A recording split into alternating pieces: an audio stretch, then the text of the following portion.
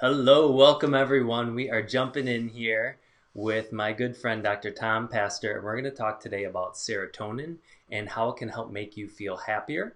And you might have heard of serotonin as the feel good hormone or the happy hormone. And it's something interesting because I was talking to Dr. Tom the other day about how, in our current landscape with Corona and COVID and extra fear and isolation, how that is actually dropping our serotonin levels. So, what I'm excited for you guys today is not only learn how general rules or things you can do to help boost your serotonin so you feel good, but specific things you can do in today's landscape to really make an impact for yourself and your family. So, welcome, Dr. Tom. Thanks for being here today. Yeah, thanks for having me. Excited to be here. Yeah, I'm excited to have you as well. I'm curious, before we jump in specifically to serotonin, I know you've done a lot of studying around hormones and neurotransmitters and the nervous system. You're a chiropractor like myself, and how we can use those things to really help people feel good in their bodies and enjoy life. So I'm curious, before we jump specifically into serotonin, how did you get into this for those who don't know you? Yeah. Um, so, like you said, I'm a chiropractor, which means that I work with people pretty directly. And what I found, what really excites me about hormones and neurotransmitters, what really gets me jazzed about it, is that I really like helping people push boundaries with what is possible for their health. I really like helping people ask questions and kind of probe for possibilities and what we can do now that we can measure neurotransmitters and we can see what lights up in the brain when certain things are happening, and we can really start putting these pieces together is we can start linking things like physical movements or thought patterns to hormone levels and neurotransmitter levels, and we can start kind of hacking how those things come about, which I just find super exciting, especially knowing now that a lot of what I help people with is just stresses, physical stresses, mental stresses, ways to overcome those and continue being happier and continue being healthier. And again, continuing to push those boundaries. And neurotransmitters and hormones really provide a lot of avenues for that now that we understand them like we do. Mhm. Awesome. Two things that you say really stood out to me there. One of like how we can hack them. So I think number one, we actually have control over them, and there are little secrets, some insider secrets that you're going to learn here today. But then two is like handling stress better. And I feel a lot of people get caught up in the notion that whatever stress they're under, that's just the way it's going to be, or whatever Mhm. health issue they have, like that's if the diagnosis got checked, they just have to live with it the rest of their life. Right. And what I think we're both passionate about is we know that if we can help someone adapt to stress better, their life just goes way easier no matter like what they think they're going to be doomed with. So that's what Yeah. I'm excited to share with you to guys Yeah. today as the audience is like we are under a lot more stress right now, and the good news is we can do something about it. So let's go into then with serotonin. What is it known for? I guess aside from the happy chemical, give us Yeah. maybe a little background of why that is, and what it's actually on a basic level, what it's affecting in the body. hmm So there are a couple of different happy hormones, and they each actually feel a little different and respond to different things. One important thing to know about all hormones and neurotransmitters and things is that they never act alone, so they're always in consort with other things.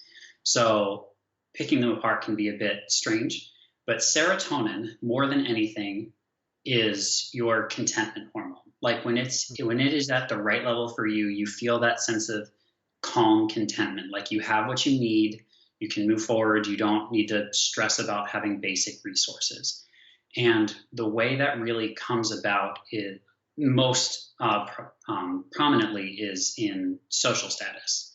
So we as human beings, we're social. So anytime somebody acknowledges you for something that you did, provides support to you, raises your social status at all, you get a really solid bump of serotonin. It's like when you receive a compliment from somebody whose opinion really matters to you. That is that feeling, that content, like, oh, hey, cool.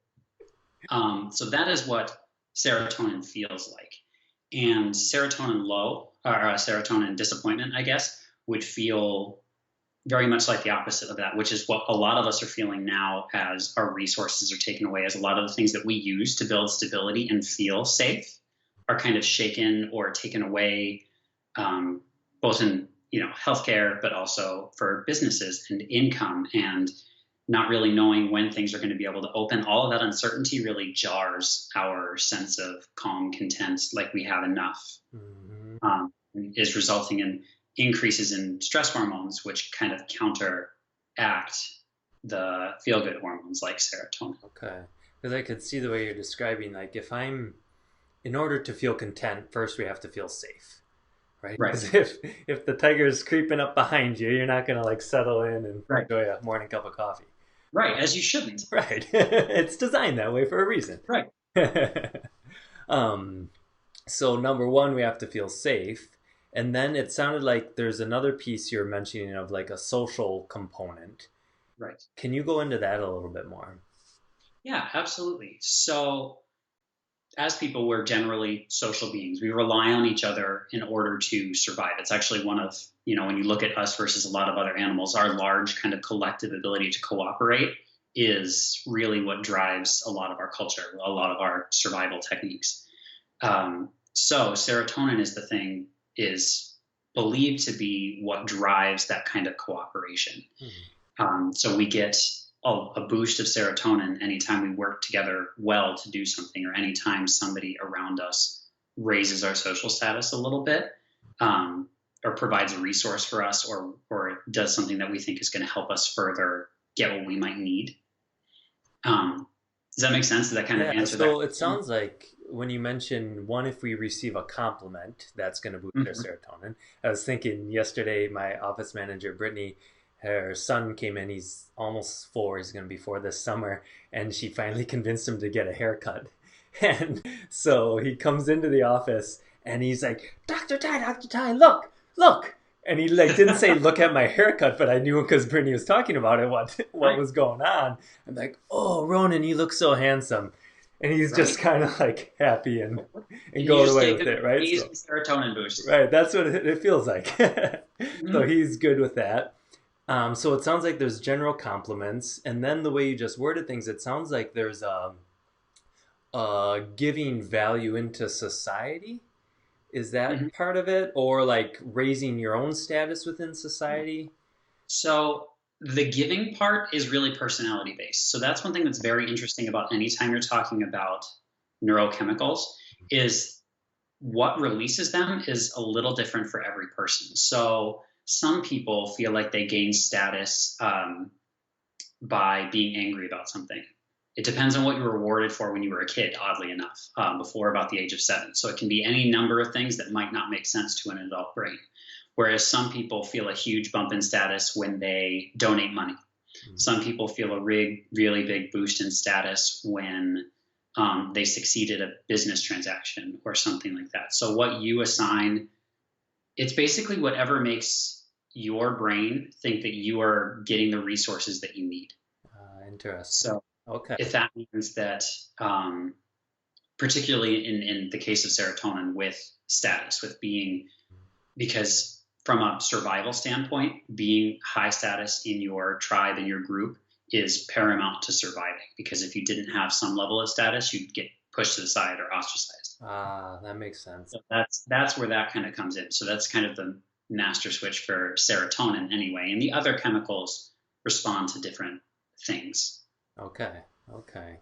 Are there pieces aside from feeling content that serotonin helps you feel, or the feeling that it gives in your body? Yeah. So mentally, that is most of what serotonin does. So serotonin helps you regulate mood, which, I mean, if you really think about the narrative of it, that makes sense. I mean, if you feel like you are content and you have all the resources you need, it makes you less reactive to when something comes at you, when an unexpected time happens, particularly things like COVID. So a lot of people, if you felt like you had all the resources you need, if you had plenty of savings, if your job was secure, then your serotonin is just fine, despite the fact that jobs are being interrupted and there's an illness going around and a lot of people's jobs are threatened. Mhm. You're okay because you have that stockpile of what you need. You have, including of serotonin. Whereas if you didn't have that stockpile and you didn't have that secure feeling, whether it was realized real or not, if you didn't have that secure feeling, your serotonin is going to tank so that your cortisol can come up, so that your stress hormones can come up and respond to the fact that you're threatened now. Um, Maybe you don't have enough money to get you through if there's not a stimulus package. Maybe you're worried about having a job or a business on the other side of this. And that's when, and it's actually perfectly appropriate for your serotonin to drop in those times, because you're not supposed to feel good if you're not going to have the resources to make it to the next day. Right. You don't want to create that association, Right, right? exactly. That's what Brittany was saying. She's like, I gave her son Ronan a bazillion compliments because she wants him to learn like how to sit still to get a Yeah, haircut, and she right. wants a positive. It's like it's good to get your haircut, buddy. So Yeah, creating, and that's so interesting how the brain's wired to create an association with something through these neurochemicals, and that if you're getting a positive neurochemical related to something good, then right, you want more of that good thing. If you get a positive neurochemical with something bad, now all of a sudden you want more of that bad thing, and right. it's not really partial, is it? It's just like if it happens at the same time, you associate good. Exactly. And And that's actually an whether it's excellent point to make, is exactly that. And that's why why some people really struggle with things, is that those early associations, a lot of time your most powerful associations, were made before you were 7 years old. I mean, they were made when you had no sense of what was really going on beyond your little family unit cluster thing, and even then couldn't rationally think about it. So if you get a serotonin bump at the same time that you're, I don't know, let's say experiencing pain, let's say you got a really bad cut, but you just got a whole bunch of, like, you did it in the process of seeking something that raised your status a lot, then you're going to start to associate some of that pain, some of the physical pain, with the boost that you got from doing something that raised your status or that made you more safe or more content. mm-hmm, Uh, so those things can often get cross-linked, right. and Would that over be? time make a choice to pull them away. But it's what fires together wires together. Mm-hmm. Would an example there be when someone says, like, I don't know why I do this, or I know this isn't good for me, but I do it Right. anyway? Hmm. Yes, actually, very much like that, because these kind of chemicals, while you can feel their effects, their trigger is usually not conscious. Mm-hmm. I mean, you can obviously do work to build your awareness of what's going on with your body and your mind, which is a huge part of what I talk to people about. And I think you talk to a lot of people, a lot of your patients about this too, where once you can start becoming more aware of what your body's telling you, what signals are coming at you, you can start to build the associations to why. Right. Okay. Cool. So that being in tune with your body is important there. Yes. So Yes. Very much let's so. go in then with a combo then of what does it take to actually start to boost serotonin. So I'd like if you could share some examples of like general principles that are good at any time, and then what maybe ones that are falling specifically into this time of what Yeah. people can do now to start raising the serotonin back up so they can start to feel that contentment, that ease, that happiness again. Right. So the general trend, like I said, with serotonin is um, to focus on things that make you feel like you have what you need, particularly in the realm of having people around you that you need for good status. So all of these kind of fit within that theme. So the easiest things that you could possibly do are just do something that you're good at. Do something that you're really familiar with. Like if you have been playing piano since you were 10, but it's just a hobby or something like that, then playing piano for a few minutes, playing, especially if somebody else is there and is listening to you, and if you're doing it well, that's an awesome way to boost some serotonin, or anything that you're good at. I mean, if it's doodling, if it's drawing, if it's gardening, anything that you're good at, that you're familiar with, that makes you feel good about yourself, like you know what you're doing, will raise your serotonin a little bit. Another thing you can do, but also relies on someone else, is to practice pride, essentially. So what you can do either at the end of the day or the beginning of the day is just say, you know what, I did this today and I'm kind of proud of it. And you can say it to your partner, your spouse. And if they're like, oh, that's amazing, let's talk about that. Huge serotonin boost, along with a couple other neurochemicals. But a way you can do it for yourself is do what one of my friends calls witnessing the wins. So it's essentially like doing a short journal entry of um, just wins for the day, things that went well, things that you're proud of, things that um, kind of were good for you, or got you something that you needed, or something that you were aiming for. And those are really the easy ones. Those are the low hanging fruit kind of Right. simple things to incorporate in your day to get a little boost. When you mention things that make you filled with pride, is that like a power pose category where you stand tall and proud and kind of open up, or is that something different? Yeah.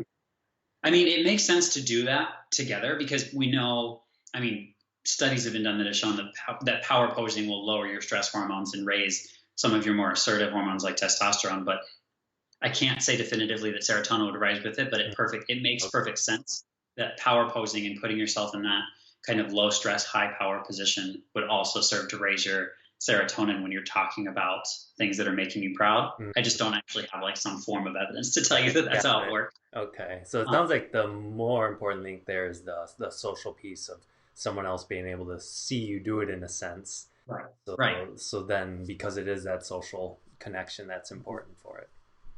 right. Okay. Cool. What Uh, else do you have? yeah. So particularly when we're talking about right now for the just disruption to life that's happened from the coronavirus, one of the biggest ones is establishing your routine. Is so like if your normal routine is wake up at 5:30 a.m., get a quick workout, have some breakfast, go to work, then find as many of those elements that you can reproduce and make them happen. So, in particular, like these people who are working from home and are finding it very stressful that is really thrown off. There are a lot of elements that you can still bring in that you would take to the office. I mean, getting dressed as though you were going to the office, even the way that you will feel different being in work clothes, particularly wearing shoes, which not a lot of us like. I almost never wear shoes in my house, but the process of putting on shoes and feeling like I'm in clothes that I work in rather than clothes that I hang out when I'm relaxing at my house. And if you usually go to the gym over lunch, then go for a walk over lunch or do a couple of push-ups or something like that on your floor. Anything that kind of airs into what your normal routine is, and that what will also be huge for that is trying to put times to things. So like I typically wake up at 5:30, 5:45 on a normal kind of work day. But as soon as COVID started happening and my schedule kind of got bumped, like I was waking up 7:30, 8 o'clock, and my days were a lot less productive because I rely on that early part of the day to do a lot of creative stuff, a lot of kind of content writing or um, learning and things like that, where I really require some of that early morning brain power. So going back to waking up earlier in the morning has been huge for me to kind of gear back into some of those things that make me feel productive, which for me, huge serotonin boost, feeling productive, feeling like I'm making something, producing something, and kind of getting what I need in return is huge. So routine is one of the big things for this big kind of disruption that's happening now is pull in as many of your things that make you feel safe and organized as possible. Okay. Awesome. And I could see that with kids too, because we see a lot of families in our office, and parents always say for their kid to cooperate and transition and get things done. The routine, the habits are so important, and so it's nice to see that it's also boosting the feel good in the body at the same time. Absolutely. And if you want, I have a couple more that I Hmm. noticed, I know it's there that are Let's do it. really awesome for, especially for long term. Hmm. So one of them, it requires a little bit more kind of observation, particularly for people who have a lot of lower levels of serotonin, but it's noticing your influence on others. Um, so the biggest way that I see this, and it's just a mental note. It's not one of those like, oh, you did that because of me. It's just a mental note. But the biggest one is with kids. So through my partner, I have 5 nieces and nephews, and and noticing when your words come out of their mouth because they want to be like you is a good way to kind of boost. And it's not, again, it's not pointing it out. It's just one of those, hey, that sounds an awful lot like it came out of my mouth. Or noticing when coworkers express gratitude for something you taught them or something like that, like looking for places where you influence somebody Hmm. is a really good way to just taking a mental note of it, saying, oh, that's a cool thing that happened because I helped them. And again, that goes back to feeling pride, to feeling kind of proud of yourself, feeling like you contributed something. And then a slightly more complex one that takes a little bit more time, but really does pay back in spades is making peace with things you can't control. So, like, if you are used to following a recipe for everything that you make, like if you're a textbook cook, um, making up a couple of recipes, making a point to make up recipes every time you cook for a few days, or really for neurotransmitters to change over is probably through 30 to 45 days. Okay. Um, but going off script for a while, or if you're so used to being super regimented, then try intentionally to kind of have a time of the day where you don't have anything planned and just kind of let something happen, to kind of build up. And that's more of a resiliency thing. So again, when things like a COVID pandemic comes along and throws off a lot of your habits, your brain is more capable of saying, you know what, I'm okay with this. Mm. Like, it's I've, not my ideal way of functioning, but it makes it so that you can still maintain some of that serotonin, still maintain some of that content feeling yeah, without just having your cortisol shoot through the roof. And because that sounds like a lot of the adaptability piece of if it's, you're always in control, means you always have the same situations that you can do. And if all of a sudden the government says no, we can't do that anymore, can't do that if anymore. if you have Mm-hmm. practice with adaptability and new routines, then it's a lot easier to adapt in that situation. Right. Or I think like right now, just the stay at home order being extended. There again, like we have no influence over that. Mm-hmm. Mm-hmm. Cool. All Yeah. right. Well, this has been super helpful, Tom. Thank you so much. Yeah.